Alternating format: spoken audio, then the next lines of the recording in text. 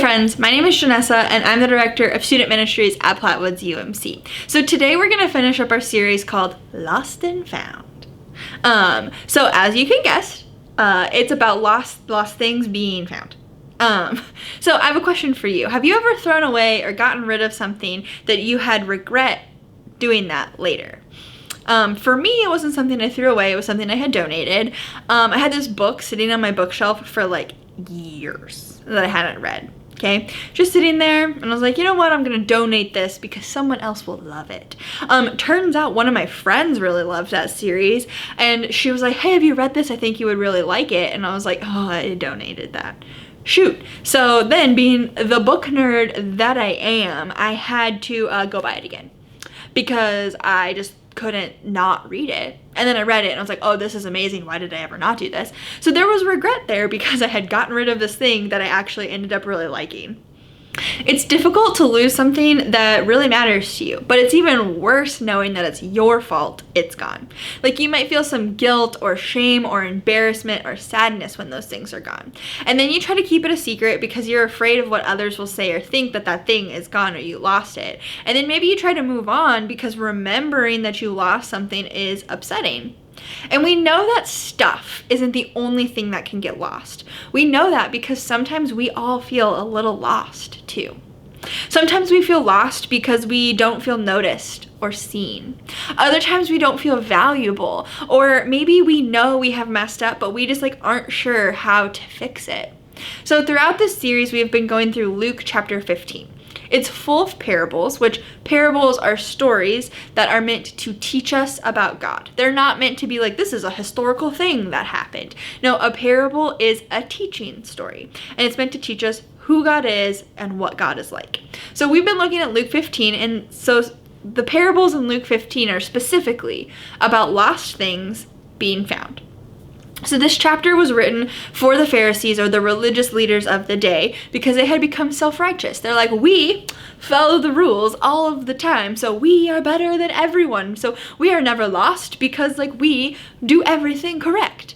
So they then became dismissive of the people who were sinful or not following the rules the exact way that they thought you should be following the rules. So the Pharisees believed that those people were just lost, could never be found, God would never love them again, which we know is not true. So we're going to look at the last parable in this chapter. And this one is really famous, so you've probably heard it before. It's the parable of the prodigal son, and it's in Luke 15, verses 11 through 24. Jesus continued. There was a man who had 2 sons. The younger one said to his father, Father, give me my share of the estate. So he divided up his property between them. Not long after that, the younger son got together all he had and set off for a distant country, where there he squandered his wealth with wild living. After he had spent everything, there was a severe famine in that whole country, and he began to be in need. So he went and hired himself out to a citizen of the country, who had sent him to his field to feed the pigs. He longed to fill his stomach with the pods that the pigs were eating, but no one gave him anything. Then he came to his senses, and he says, how many of my father's hired servants have food to spare, and here I am starving. I will set out and go back to my father and say to him, Father, I have sinned against heaven and against you. I am no longer worthy to be called your son. Make me like one of your hired servants. So he got up and went to his father. But while he was still a long way off, his father saw him and was filled with compassion for him. He ran to his son and threw his arms around him and kissed him. The son said to him, Father, I have sinned against you and I've sinned against heaven. I am no longer worthy to be called your son.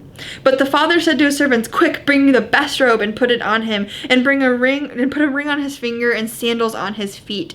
Bring the fattened calf and kill it. So let us have a feast to celebrate, for the son of mine was dead and is alive again. He was lost and is found. So they began to celebrate. I think we can all probably find some things that we have in common with this son.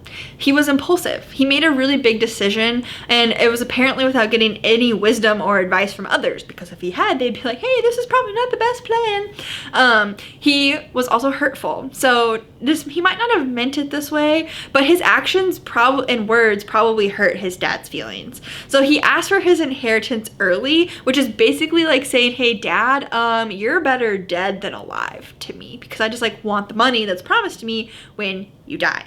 So give me the money so I don't have to depend on you anymore or have a relationship with you anymore. He was also selfish.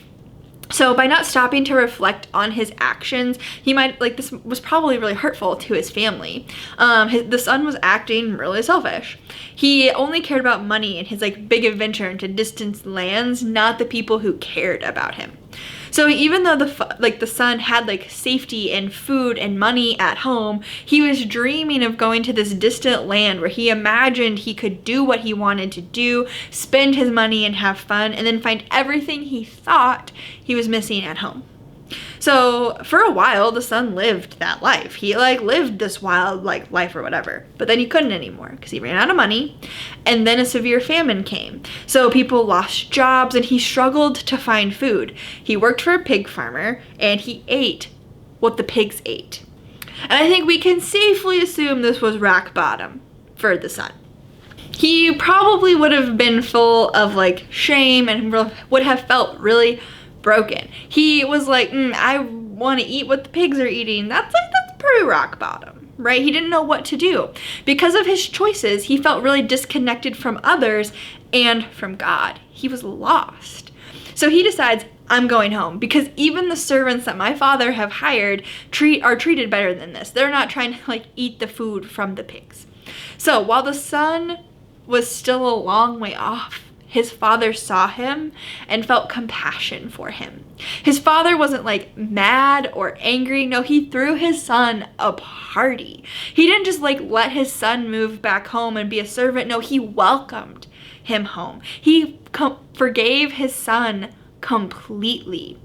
And remember, this is a story that's meant to teach us what God is like and who he is. So God isn't this just like angry old man waiting in the sky with lightning bolts ready to like strike us down when we mess up. When we realize, oh no, I've messed up, and you turn back to God, he's not like mad. He's not angry. No, he will throw you a party. He will celebrate that you have turned back to him. He is ready to welcome us home with loving arms when we mess up. So when you have made decisions that have led you far from God, I hope you will remember what the son in this story learned. When you feel lost, Jesus welcomes you back. So have you ever felt disconnected from God because of your choices or your mistakes? Do you feel that way right now? Or maybe you have never really felt connected to God in the first place. Or are you not even sure God would even want to welcome you back or cares that you've been gone? Based on these stories that we've read in Luke 15, God is searching for you. He's tearing apart whole houses to find you. He is leaving the 99 to go find the one. He welcomes you back and throws parties when you come home. There is celebrating in heaven when someone who is lost has been found. There is not anger, there is not shame, there is not embarrassment. There is only this son of mine, this daughter of mine, this person of mine who has been lost is found. And so if you can relate, like if you've been disconnected, you feel lost, you just like don't know what you're doing, I hope you remember the story of this son. Just like his father, God is always going to welcome you back home. Whether it's the first time or the 100th time, God is waiting with open arms, ready to welcome you back home.